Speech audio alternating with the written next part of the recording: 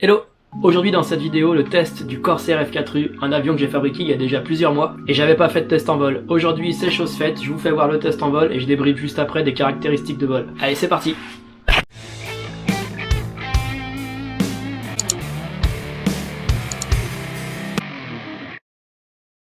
Pas de soleil, pas de soleil, pas de soleil,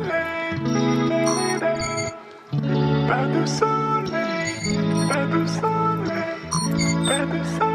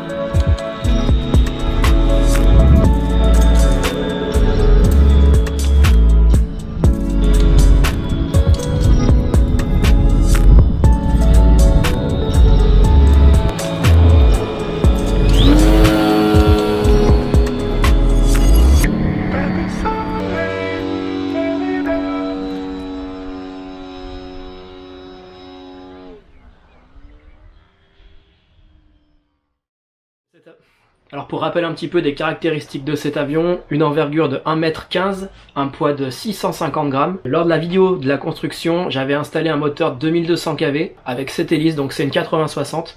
Une hélice un peu petite pour ce genre d'appareil, mais malgré tout ça fonctionnait plutôt bien. Bon, effectivement, je manquais quand même un petit peu de patate. J'ai donc changé le moteur, j'ai installé un 1000 kV et j'ai installé cette hélice Slow Flyer, une 11 par 4,7. Donc effectivement, on a un appareil un peu moins vif, mais par contre on gagne vraiment en stabilité. L'intérêt de passer sur un moteur 1000 kV, c'est que au détriment de la vitesse, mon moteur aura plus de couple. Donc il sera plus apte à faire tourner une grosse hélice. Et là en l'occurrence une Slow Flyer. Par exemple une 80-60 sur un 1000 kV, ça suffira pas à pousser l'appareil et il pourra pas voler. Le deuxième avantage, c'est également le bruit. Avec ce genre de moteur plus une grosse hélice Slow Flyer, on obtient un bruit plus grave, donc légèrement plus réaliste. Donc si je devais refaire cette construction, je modifierais quand même quelques petits points, notamment le coffrage. Là je l'avais fait en 6 mm, c'est vraiment très pénible à faire en 6 mm. Donc si tu te lances dans la construction de cet avion, je te conseille vraiment de faire un coffrage en 3 mm. Tu vas gagner en poids et ton coffrage va être vraiment plus joli je pense, en tout cas tu vas vraiment moins galérer à le faire. Il y a également 2 points de fragilité sur cet avion, en tout cas comme je l'ai construit moi. C'est à ce niveau-là, vraiment à la jonction de l'aile, là à ce niveau-là, il y a vraiment un point de fragilité. Il faudra vraiment penser à renforcer ces pièces-là qui viennent sur le plan. Moi j'ai déjà cassé 2 fois, donc à chaque fois je recolle et ça fait l'affaire.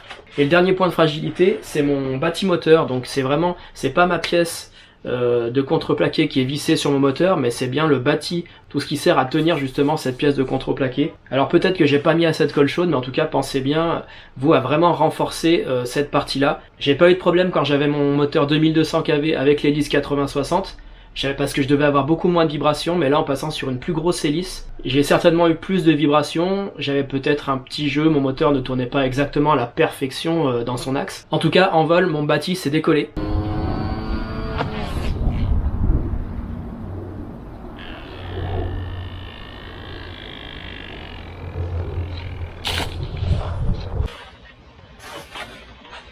Donc heureusement je suis arrivé à poser assez rapidement, un peu comme j'ai pu. J'ai pu recoller ça, donc j'ai blindé de colle chaude. En tout cas grâce à ça ou à cause de ça, j'ai pu me rendre compte que la finesse de l'appareil était pas si dégueu que ça, parce que j'ai pu quand même planer relativement bien. Et lors du vol suivant, j'ai même carrément essayé de faire un passage à très faible vitesse, quasiment décrochage, pour justement voir un petit peu à quelle vitesse cet avion décrocherait.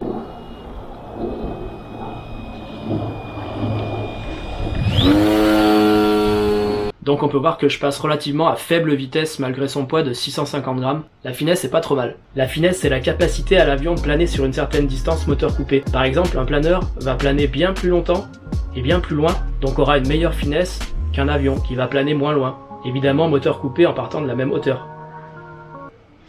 Je te laisse. Allez, merci d'avoir regardé cette vidéo jusqu'au bout, on se dit à la semaine prochaine, pense à t'abonner, à laisser un petit commentaire. Ciao!